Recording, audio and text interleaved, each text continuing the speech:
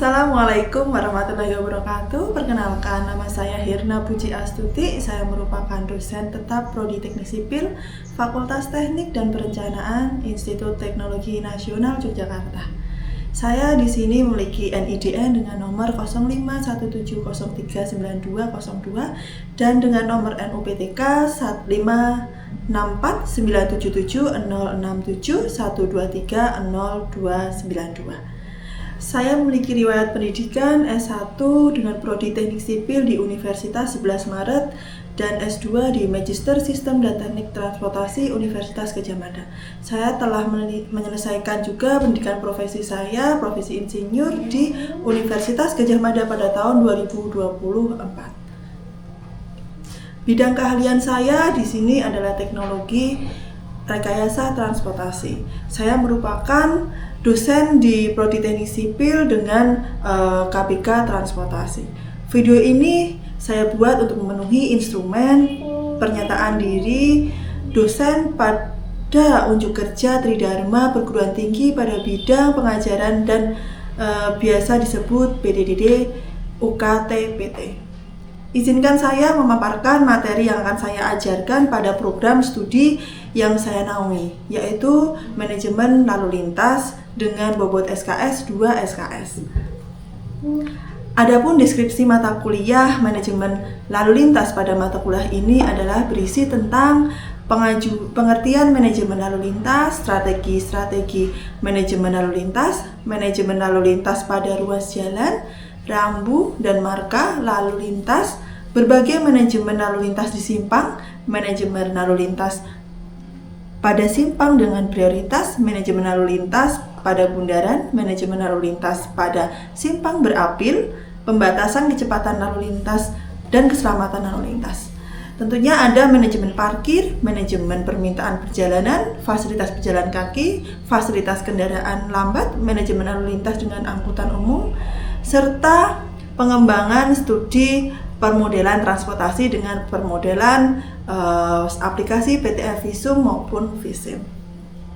Adapun capaian mata kuliah ini yaitu CPL Prodi yang dibebankan pada mata kuliah ialah pertama, mampu menerapkan matematika dan ilmu dasar untuk menyelesaikan berbagai permasalahan bidang teknologi khususnya perencanaan bangunan sipil yang berorientasi pada lingkungan berkelanjutan. Kedua, mampu menerapkan ilmu keteknik sipilan untuk merencanakan, melaksanakan, memonitoring, dan evaluasi di bidang teknologi khususnya perencanaan bangunan sipil yang berorientasi pada lingkungan berkelanjutan sesuai dengan ketentuan yang berlaku. Keempat, mampu menerapkan teknologi di bidang teknik sipil secara efektif, efisien, dan berkelanjutan. Kelima, mampu menyelesaikan masalah di bidang teknologi khususnya perencanaan bangunan sipil berorientasi pada lingkungan berkelanjutan melalui proses penyelidikan dan analisis berdasarkan kajian keilmuan. Keenam, memiliki keterampilan manajemen melaksanakan pekerjaan keteknik sipilan. Lalu adapun capaian pembelajaran mata kuliah atau capaian lulusan mata kuliah pada mata kuliah manajemen lalu lintas dengan bobot 2 SKS ini adalah mahasiswa menyepakati kontrak pembelajaran perkuliahan, memahami tujuan diselenggarakan mata kuliah manajemen lalu lintas. Kedua, kemampuan untuk merancang suatu sistem, komponen atau proses sesuai dengan kebutuhan dalam kendala-kendala yang realistis seperti ekonomi, lingkungan, sosial, politik, etnis, kesehatan, dan keselamatan manufakturabilitas dan keberlanjutan. Ketiga, kemampuan untuk bekerja dalam tim multidisiplin. Keempat, kemampuan untuk mengidentifikasi, merumuskan, dan memecahkan masalah keteknik sipilan dengan mempertimbangkan sumber daya lokal. Kelima, mahasiswa mengetahui strategi manajemen lalu lintas, simpang bersinyal, simpang tak bersinyal, rambu, dan marka jalan, serta transportasi dan lingkungan. Keenam, mahasiswa mampu melakukan simulasi kinerja lalu lintas dengan permodelan transportasi dengan menggunakan simulasi permodelan transportasi, aplikasi PTF Visim dan Visum. Adapun materi pembelajaran pada mata kuliah manajemen lalu lintas ini, yang pertama adalah pengantar manajemen lalu lintas, kedua kinerja ruas jalan, ketiga simpang bersinyal, keempat simpang tak bersinyal, kelima tingkat pelayanan jalan, keenam sarana prasarana lalu lintas, ketujuh keselamatan lalu lintas, kedelapan simulasi kinerja lalu lintas, dan kesembilan adalah pengantar PTF Visum. Pada mata kuliah manajemen lalu lintas ini memiliki komponen penilaian yang akan dihitung dengan beberapa komponen, di mana nanti untuk aktivitas partisipasif 10%, tugas 20%, kuis 20%, UTS 25%, dan UAS 25%. Nah, berikut saya akan tampilkan proses belajar mengajar pada mata kuliah manajemen lalu lintas dengan bobot 2 SKS. Selamat menyaksikan. Ya, Assalamualaikum warahmatullahi wabarakatuh. Selamat siang, shalom, salam sejahtera bagi kita semua. Sebelum kita mulai mata kuliah manajemen lalu lintas pada siang hari ini, alhamdulillah kita berdoa kepada manajemen saya masing-masing. Berdoa saya silakan. Berdoa selesai. Mas, Mbak, sesuai pertemuan kita sebelumnya yang kita sudah membahas tentang keselamatan lalu lintas. Nah, kita sudah mulai ke topik manajemen lalu lintas ya. Sekarang manajemen lalu lintas di bagian simulasi. Nah, nanti kita kenal simulasi kinerja lalu lintas dulu, baru kita akan ke tahap yang lebih menarik lagi, yaitu tahap memulai permodelan transportasi, VISIM maupun VISIM. Seperti kita tahu, VISIM yang kemarin sudah saya bahas di pertemuan sebelumnya adalah aplikasi bantu untuk melakukan permodelan transportasi ketika kalian ingin mengukur kinerja lalu lintas. Oke, simulasi kinerja lalu lintas digunakan untuk memodelkan kondisi jalan nyata di jalan. Jadi simulasi itu adalah menggambarkan kondisi jalan yang realistis yang kalian pindahkan ke kondisi permodelan yang ada di sebuah aplikasi. Di sana nanti ada tahapannya, kalian memasukkan beberapa indikator seperti volume lalu lintas seperti apa, kondisi jalannya seperti apa, lalu tidak hanya cuma sekedar input maupun kita olah data di dalamnya, tapi kita juga ada proses kalibrasi, Mas. Jadi kalau misalkan kalian melakukan pengujian di laboratorium alat benda uji, itu tentunya juga ada proses kalibrasi. Jadi antara 1 kilonya berat itu apakah sudah sesuai dengan standar 1 kilonya SI, standar internasional yang sudah ada. Di aplikasi pun seperti itu. Jadi bagaimana kondisi jalan itu yang disimulasikan itu dapat sereal mungkin yang ada di aplikasi. Nah, itu namanya simulasi. Tujuan utama untuk menganalisis dampak suatu kebijakan atau pembangunan terhadap arus lalu lintas. Jadi kita tahu forecastingnya nanti, forecasting kendaraan lalu lintas itu, jalan itu 5 tahun mendatang akan seperti apa di daerah itu, 10 tahun mendatang seperti apa, terus 15 tahun seperti apa dengan kondisi yang ada saat ini.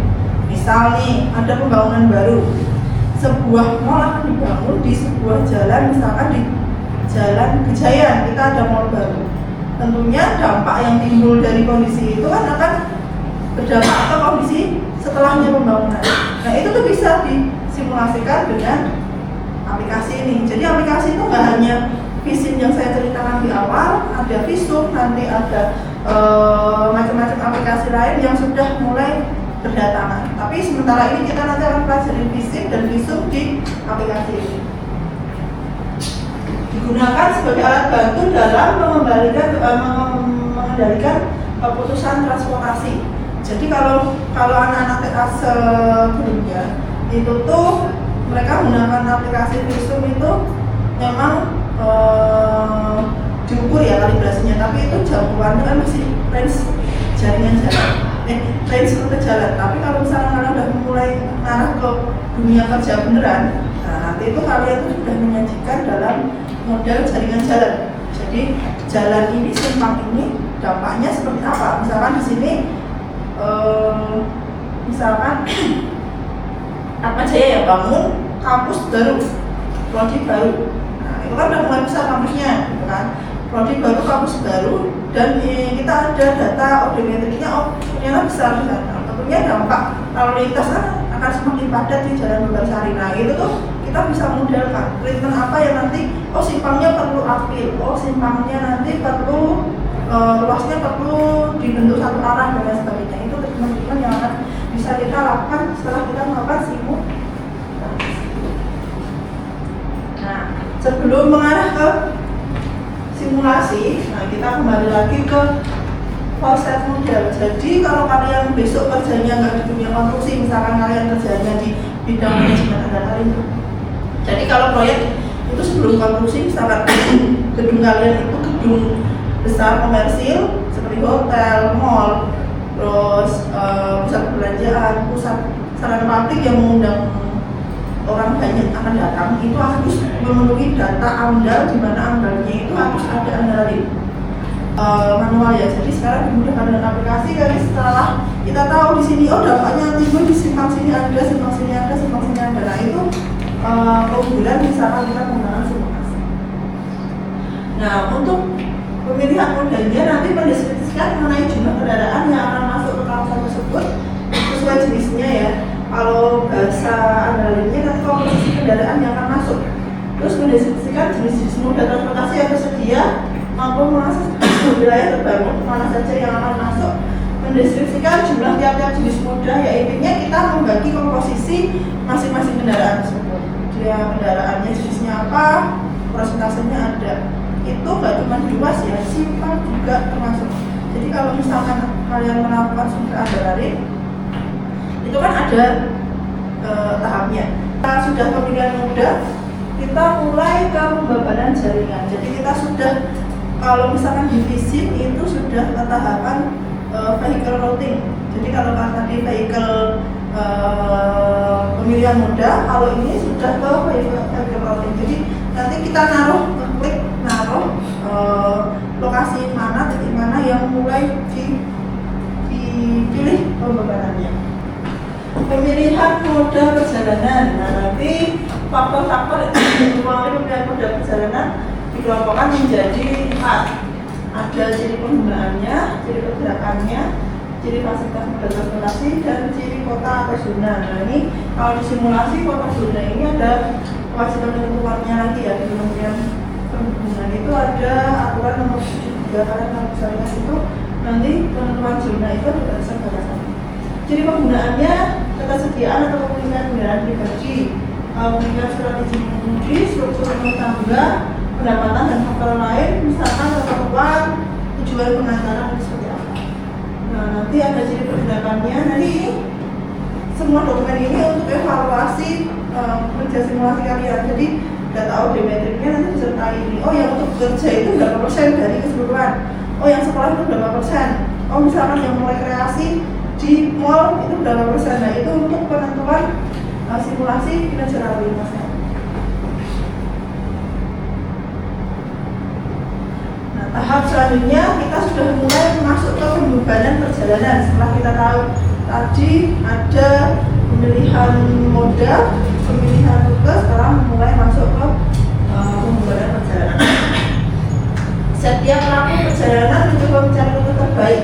Nah jadi kalau misalkan kita mau ke mana yang sering kalian tuju, dari sini ke Malioboro, yang boleh ke Malioboro. Misalkan kalian dari sini ke Malioboro, ada yang lewat Selokan Mataram, ada yang lewat Jalan Jogja Solo lewat Atmajaya. Nah seperti itu nanti data rutenya itu mempengaruhi dampak ke perjalanan kalian.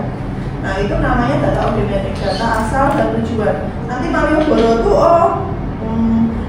saya dari Babarsari mau ke Malioboro berapa? Oh dari Depok ke Depok Satu Tunggal mau ke Malioboro itu berapa orang? Nah itu tuh bisa disimulasikan dalam PTA visin dan visum. Kalau visin itu jalan, kalau visum itu jalan. Nah itu namanya data audiometriknya. Nah itu tujuannya apa? Pengembangan jalan. Jadi nanti ruas-ruasnya itu gambarnya sudah ada. Oh kalau warna merah itu udah over, kalau sebelum merah itu masih hijau itu masih aman. Nah itu cara bacanya kayak gitu. Nanti bacanya sendiri ada tahapannya yang namanya kita running ya. Setelah running kita ada hasil resultnya. Nah situ cara bacanya gitu.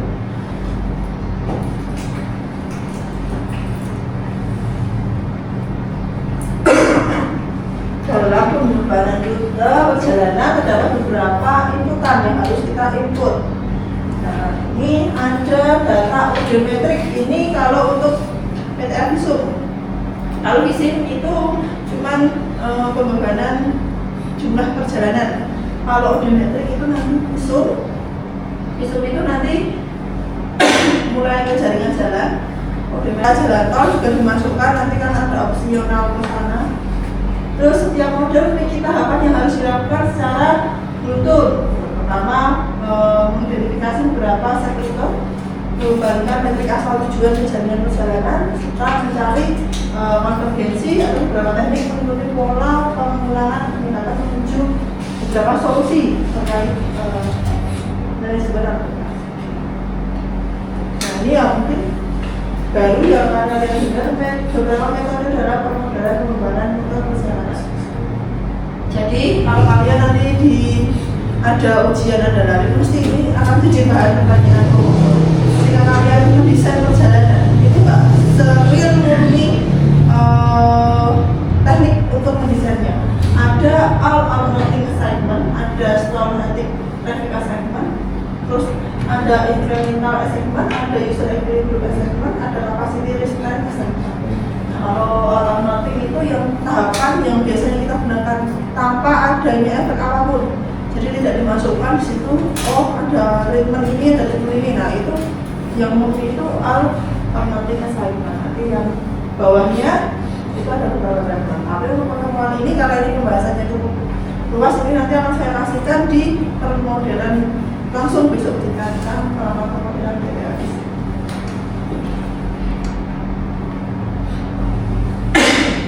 Output dari pembebanan jaringan. Nah, setelah kita melakukan running, pemilihan moda, pembebanan jalan, pemilihan jaringan jalan, terus modeling, kita sudah melakukan running, tentu kita akan mendapatkan nilai volume jaringan, kecepatan perjalanan, waktu tempuh perjalanan, rute yang dipilih itu mana saja nanti akan keluar dalam hasil running kalian. Nah, untuk skenario pengembangan kinerja lalu lintas, tentunya nanti kalau misalkan kalian sudah mulai ke dunia sih tanpa bukan skripsi ya, saya ngomongin ke Andalarin karena kondisinya orang manajemen lalu lintas nanti masuknya ke Andalarin karena ngomong proyek selain konsultan lalu lintas ya, selain disub itu nanti kalian harus bisa menskenariokan with and without project. Jadi adanya kinerja lalu lintas diukur mesti karena ada proyek baru. Kalau misalkan kalian ada proyek sekolah baru, mall baru, hotel baru, itu mesti butuh orang Andalarin untuk mengevaluasinya. Nah, kalian nanti ada skema kondisi sekarang dan kondisi setelahnya. Tapi jangan lupa kadang beberapa konsultan dari Kementerian Perhubungan itu minta kondisi ketika melakukan proyek. Jadi proyek itu kan ada mobilisasi kendaraan proyek ya. Itu juga harus dihitung. Bedanya kayak gitu. Jadi kalau misalkan kalian skripsi terkait kinerja jaringan jalan itu hanya satu step di antara 3 step yang harus kalian lalui. Biasanya ujinya sekarang 5 tahun mendatang seperti apa. Nah, padahal yang harusnya dilakukan kalau misalkan kalian melakukan treatment itu sekarang ada proyek baru itu seperti apa, pas proyek itu pelaksanaan berikutnya seperti apa, pas ada proyek itu seperti apa, terus 5 tahun mendatang atau 10 tahun mendatang setelah ada proyek baru. Itu tahapnya seperti itu kalau ada. Jadi ini baru benar-benar belajar ya, kalau misalkan kita kalian mengetahuinya di pas kondisi sekarang. Terus ada skenario before and after project. Deskripsi jenis kendaraan nanti macam-macam ini sesuai kondisi sesuai kalian. Kalau di Jogja sekarang udah mulai ada bajai, udah mulai ada kendaraan masih ada ando, masih ada pedestrian, masih ada lain. Nanti kalian beda lokasi, akan beda kondisi juga jenis kendaraannya. Jadi kalian sesuaikan dengan kondisi kendaraan di lokasi setempat.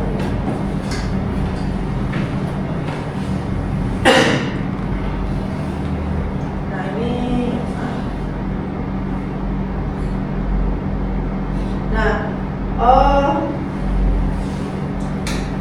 untuk di visum itu juga ada, kita bisa mensimulasikan waktu perjalanan, terus emisi yang timbul. Jadi kalau misalkan pengen meneliti juga emisi yang timbul dalam jaringan jalan tersebut, oh di sini ada beban kendaraan berapa, kita pengen mengukur emisinya, itu juga bisa. Di toolsnya itu sudah ada simulasi emisi yang akan timbul di daerah tersebut. Itu nanti data tersebut bisa digunakan juga untuk dokumen AMDAL juga. Nah itu adanya.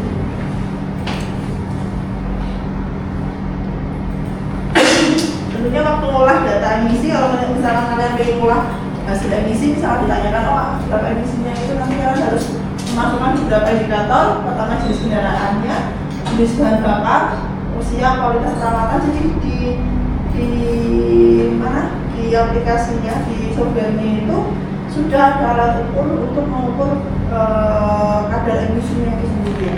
Terus temperatur mesin dingin, kondisi mesin dingin panas berapa, itu sudah ada. Tinggal kalian input, nanti akan keluar emisinya CO2-nya. Jadi yang harus kalian lakukan simulasi lintas lalu lintas.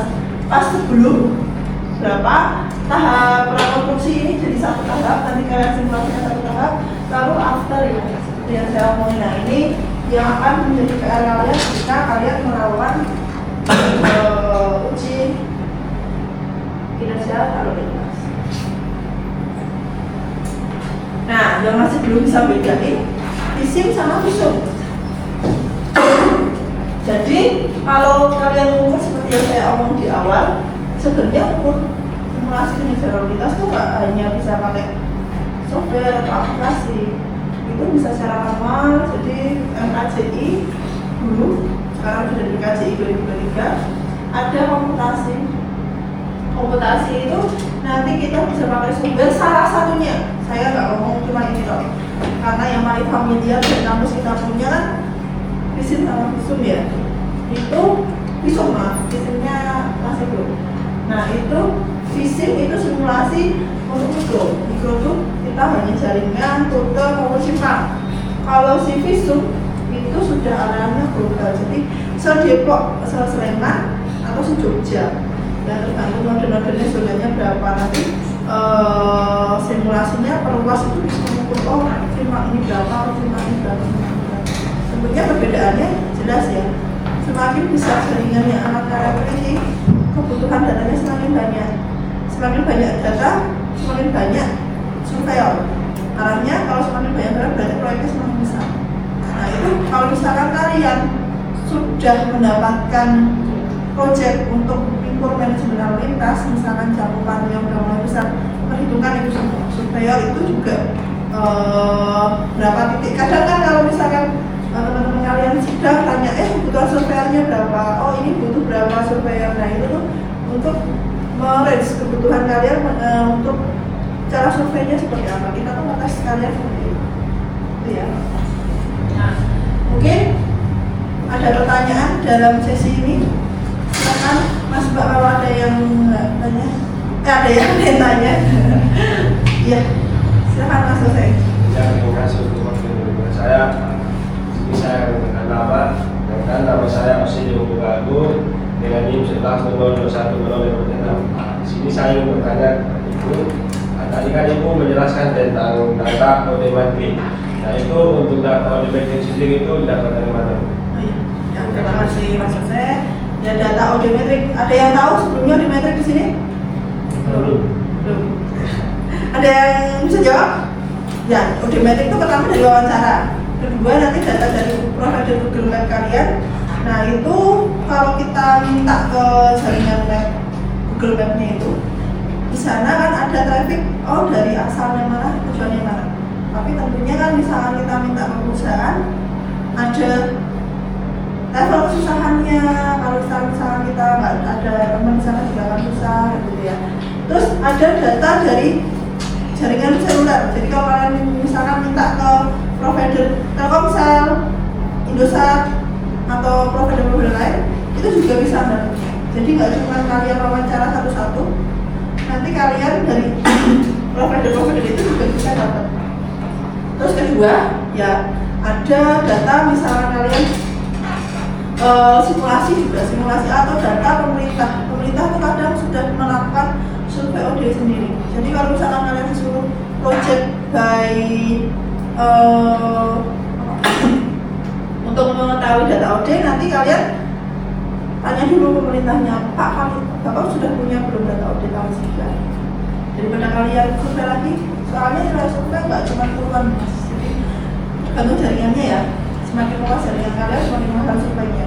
Satu survei satu hari, misalkan gaji satu orang satu hari 100.000 gitu kan, itu berapa simpang kali berapa jaringan, berapa orang yang datang, tinggal kalikan aja gitu ya. Udah gitu ya, mungkin itu. Ada pertanyaan lain? Karena waktu kuliahnya juga sudah cukup, mungkin saya akhiri dulu. Nanti kalau ada pertanyaan silahkan saya open WA, kalian bisa menghubungi saya, WA saya. Terima kasih untuk pertemuan kali ini. Kalau misalnya nggak ada pertanyaan? Nggak ada. Nanti kalau misalkan masih ada pertanyaan susulan, kalau kalian ingin kerjain TA dan sebagainya, bisa menghubungi saya terkait koordinasi ini ya, terkait simulasi jalan lalu lintas ya. Jadi kalau nggak ada, saya akhiri pertemuan kali ini.